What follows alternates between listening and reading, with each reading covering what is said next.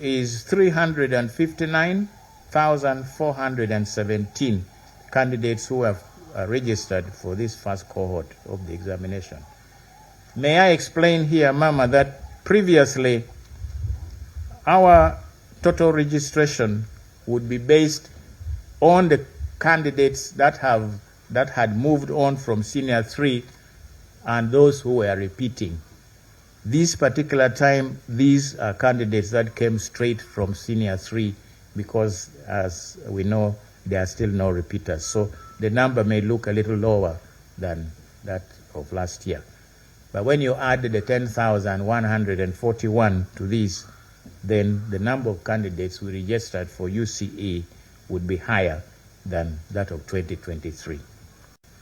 Of these, 177,133, or 49.3%, were males, while 182,284, or 50.7%, were females. 38.1 were beneficiaries of the USE program, and 61.9% were non-UPE. Mama, a total of 357,120, or 99.4%, were present for this examination, and only 2,297, or 0.6%, were absent. Mama, we observe that this is the lowest rate of absenteeism ever, and this is a very good sign that more and more of our children who come to this class stay on until they take the examination. We are grateful for this. Mama, I also report on registration of special groups. The special needs candidates were 743. Out of those, we have 354 males, 389 females. They consisted of those categories of special needs or disabilities, and the numbers as I have indicated. They sat the examination, and only 5 were absent. That is 0.7% of the candidates. The board made adequate arrangements for these candidates, as we have always done. The modification of question papers, provision of Braille, sign language interpreters, and so on and so forth. They were also allowed, as we have always done, Mama, 45 minutes extra in each paper. Mama, we also have from our 2 schools in the prisons, the board registered 28 candidates from the Uganda government upper prison here in Luzira. Of those, 27 were males, and we have 1 female. From Mbarara main prison, there were 11 who sat, and all of them were male. Mama, we note that at primary we also had from Mbarara, all of them were male. The little rather unscientific research I did is that the females who live around the catchment area of Mbarara prison do not commit any crimes, and they are not in prison.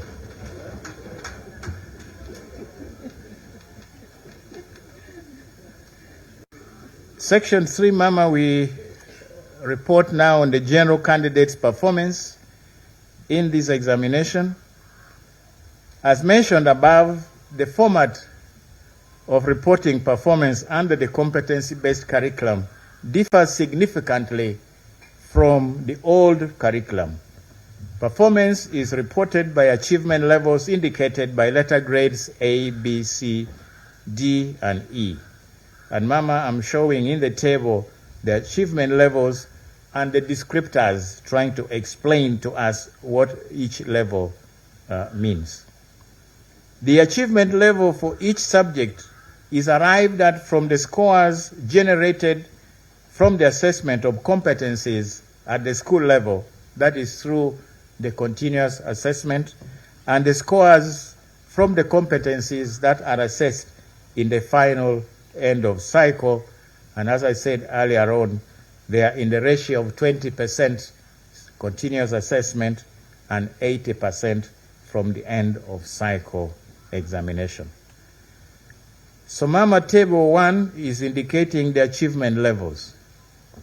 The grade A, the achievement level is described as exceptional. And a candidate who has this grade A and is an exceptional candidate or learner is that person who demonstrates an extraordinary level of competency by applying innovatively and creatively the acquired knowledge and skills in real-life situations. The one that is at grade B, the achievement level is described as outstanding. And that candidate demonstrates a high level of competency by applying the acquired knowledge and skills in real-life situations. Mama, the common denominator in all these is application of knowledge and skills in real-life situations. That's why that phrase is repeated at all assessment levels. C is described as satisfactory, and that candidate demonstrates an adequate level of competency by applying the acquired knowledge and skills in real-life situations. Then D is described as basic. That is, this candidate demonstrates a minimum level of competency in applying the acquired knowledge and skills in real-life situations. Then finally, E, Mama, is described as elementary. This person demonstrates below the basic level of competency in applying the acquired knowledge and skills. Mama, given the complete departure from the old grading system of reporting in divisions like 1, 2, 3, we cannot compare the performance between the candidates of 2023 and 2024. Under the competency-based assessment, Mama, there is no ranking of candidates in divisions as in the previous curriculum. A candidate will qualify for the Uganda Certificate of Education, certificate if he obtains a competency level grade of D in at least one subject. Mama, the minimum number of subjects that a candidate sits here is 8, and the maximum number is 9. So if a candidate obtains the basic level at D in any of the 8 or 9 subjects that the candidate has taken, that candidate is deemed to have qualified for the Uganda Certificate of Education Award. So with this in mind, the overall results show that 350,146 or 98.5% of the candidates who sat qualified for the UCE certificate. And this will be indicated on their results, transcripts and certificates as result 1. The E, if I may go back to that table, Mama, I did not mention E because the minimum score is D in order to qualify. Now the E, we are saying this person is below the basic level for this certificate. The candidate is not entirely empty of knowledge or skills. They have something. But what they have is not adequate for them to be awarded the certificate.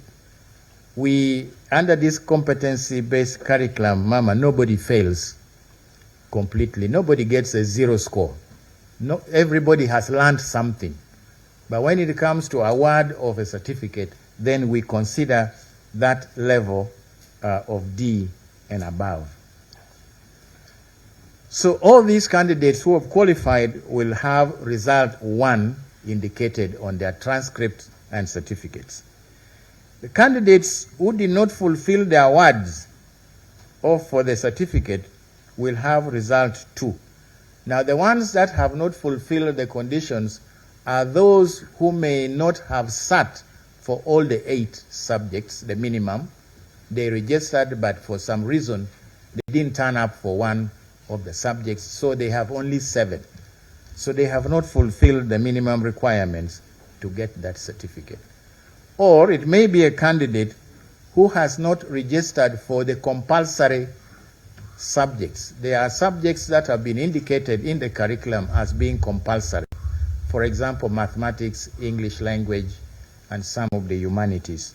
So when a candidate does not sit, although they registered for these, they will also have not fulfilled the conditions for the award, and result 2 will be indicated in their transcript. Now, those also will include those who do not have project work submitted. Now, result 3 will be indicated on the transcript of a candidate who has not met the minimum level in all the subjects. For example, Mama, if a candidate scores grade E, that is the elementary grade in all the 8 or 9 subjects that they have sat, they also do not qualify for the award of this certificate, and they will have result 3 indicated. Now, there will be candidates who have registered and have not appeared. Those have not indicated here, but the board will still print a transcript in order to account for them, but they will have result 4, meaning that they were not present for the examination. Now, these are the explanations for these grades, the achievement levels, the descriptors, and the grades of the certificates. Mama, in table 2, I show the achievement levels in compulsory and large entry subjects, English, Christian religious education, and so on up to art and design. And I'm indicating the percentages of candidates that were exceptional or got A in those subjects. As you can see, English language, 2.7% of the candidates were graded exceptional, and 1.6% in Christian religious education, 6.4% in history and political education, and so on up to art and design, where you have a high 13.0%. Now at B, these are now cumulative, A and B together, and also C, and then the final column is E.